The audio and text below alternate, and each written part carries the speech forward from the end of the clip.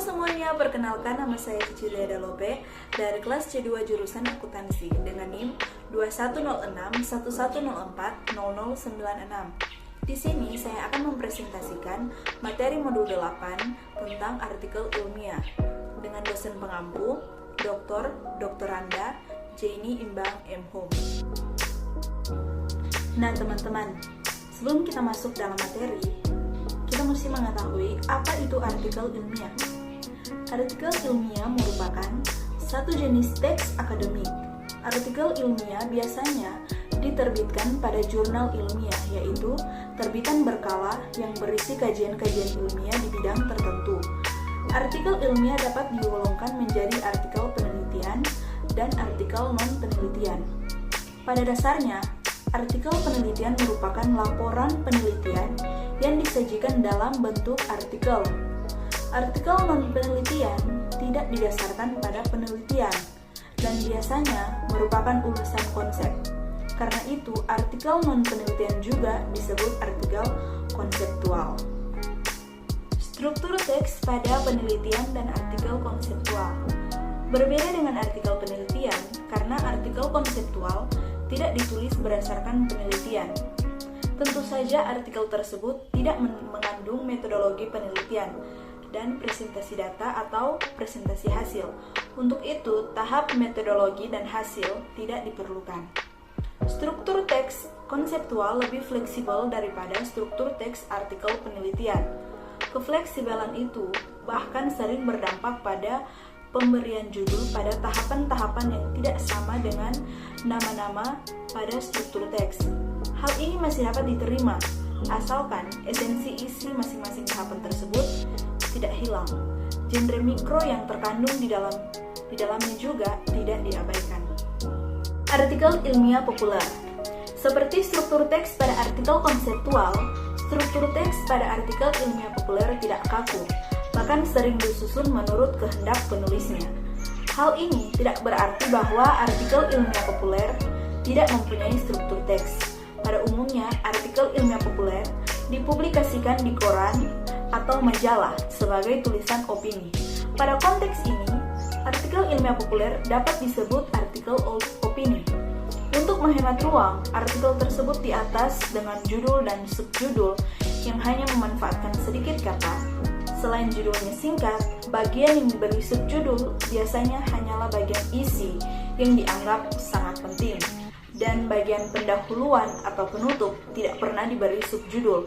Bahkan sering sekali, seluruh artikel tidak mengandung subjudul.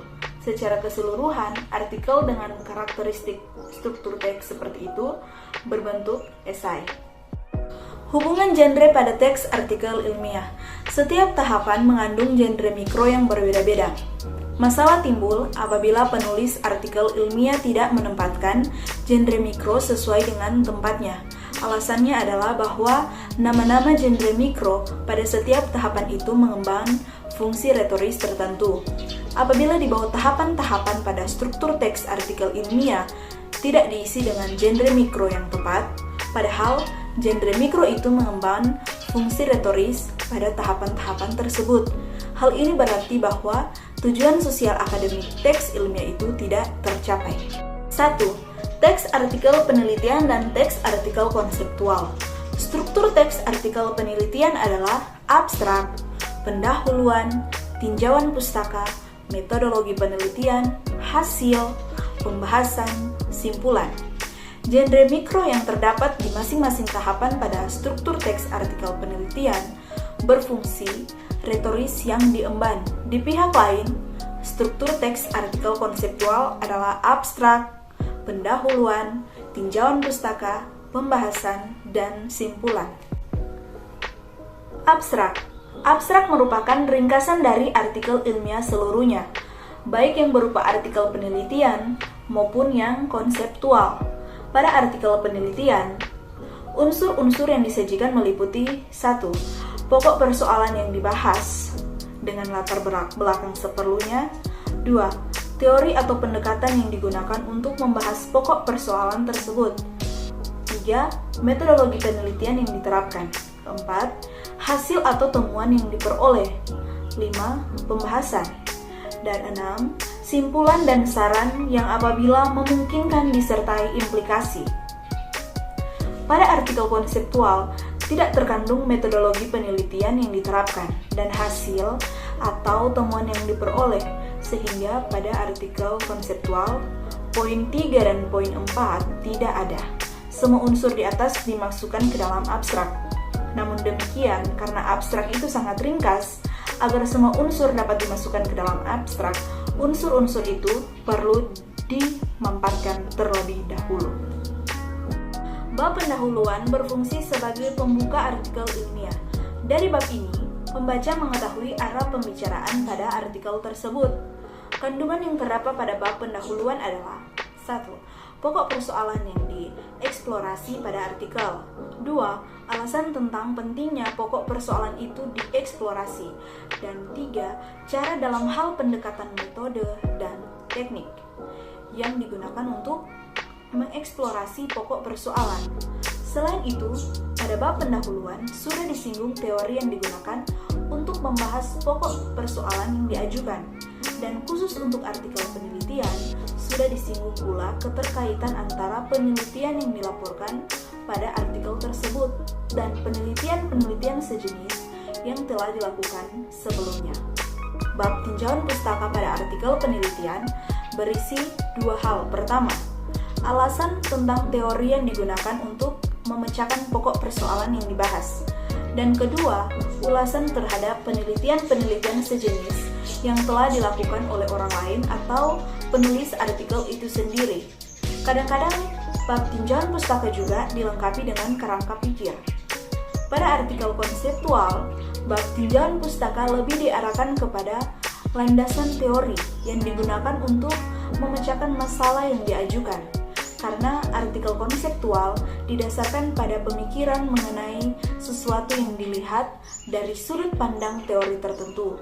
Bab ini sering diberi judul sesuai dengan sesuatu yang dibahas itu.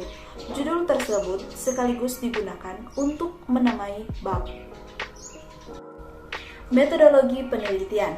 Bab metodologi penelitian pada artikel penelitian memuat uraian tentang jenis, desain, dan tata cara pelaksanaan penelitian, termasuk langkah-langkah yang ditempuh. Pada bab ini dijelaskan secara rinci pendekatan, metode, teknik pengumpulan data, dan teknik analisis data. Instrumen dan bahan yang digunakan pada penelitian itu juga dijelaskan. Sementara itu, pada artikel konseptual tidak terdapat bab metodologi penelitian. Bab hasil hanya terdapat pada artikel penelitian. Isinya adalah sajian, temuan-temuan penelitian sesuai dengan klasifikasi data yang ada. Sajian tersebut dapat dinyatakan dengan grafik, tabel, histogram, gambar, atau bagan alir. Pada bab ini belum disajikan interpretasi dan perbandingan antar kelompok data. Kalaupun terdapat interpretasi itu baru bersifat individual terkait dengan karakteristik data yang dilaporkan. Interpretasi lebih jauh dan perbandingan antar kelompok data disampaikan pada bab pembahasan. Pembahasan, seperti terlihat dari namanya, bab pembahasan berisi pembahasan atau penjelasan mengenai temuan-temuan penelitian dari berbagai sudut pandang, teori yang telah disajikan pada bab tinjauan. Bab ini merupakan tempat untuk menjawab persoalan yang dikemukakan pada bab pendahuluan. Temuan-temuan yang diperoleh dibanding-bandingkan sesuai dengan klasifikasi data. Interpretasi individual dari setiap data diakumulasikan dan digeneralisasikan untuk membentuk teori baru. Pada poin ini, penulis sekaligus peneliti itu dapat menciptakan teori baru. Di sini pula lah letak keunggulan penelitian yang dilaporkan pada artikel itu. Selain itu, pembahasan juga meliputi apakah kekurangan-kekurangan penelitian sebelumnya dapat ditutup oleh penelitian yang dilaporkan ini. Perlu dijelaskan kekurangan yang mana yang dapat ditutup dan kekurangan mana yang tidak dapat ditutup.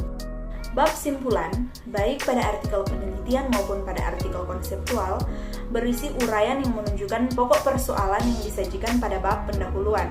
Telah diperlukan sedemikian rupa dengan hasil seperti yang telah disajikan pada pembahasan. Perbedaannya, pada artikel penelitian, pokok persoalan itu dieksplorasi melalui data penelitian. Judul daftar pustaka dan lampiran. Judul artikel ilmiah menggambarkan isi keseluruhan artikel. Judul harus mudah dipahami dan hendaknya tidak terlalu panjang. Judul dapat dirangkai dari kata-kata kunci yang diambil dari artikel. Di sisi lain, daftar pustaka merupakan bagian yang sangat penting pada artikel ilmiah, baik artikel penelitian maupun artikel konseptual. Daftar pustaka adalah daftar yang memuat semua sumber yang digunakan sebagai acuan dalam menulis. Daftar pustaka ditulis secara alfabetis dan ditata menurut aturan tertentu. Pada artikel ilmiah, lampiran biasanya berisi data-data yang dianalisis atau instrumen yang digunakan untuk mengumpulkan data. Nah, yang kedua, ada teks artikel ilmiah populer. Pada dasarnya, artikel ilmiah populer sama dengan artikel konseptual. Akan tetapi, dalam hal formulasi bahasa, artikel ilmiah populer disajikan dengan gaya yang cenderung informal, sedangkan artikel konseptual disajikan dengan gaya yang lebih formal. Ketidakformalan bahasa pada artikel ilmiah populer ditandai oleh penggunaan ragam bahasa sehari-hari dan sedikit istilah teknis. Biasanya, ragam bahasa yang demikian itu akan lebih mudah diterima oleh pembaca awam. Dalam hal struktur teks, apabila artikel konseptual disusun dengan struktur teks yang mengandung tahapan-tahapan yang fleksibel, artikel ilmiah populer bahkan disusun dengan struktur teks yang mengandung tahapan-tahapan yang tidak mengikat. Nah, teman-teman, di sini saya akan memperlihatkan contoh artikel ilmiah tentang akuntansi.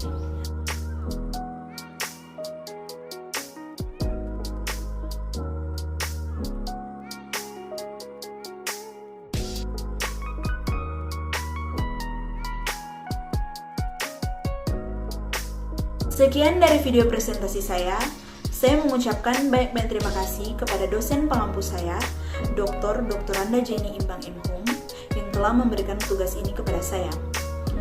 Sebelumnya, saya memohon maaf jika ada kesalahan kata yang tidak sesuai di dalam video ini.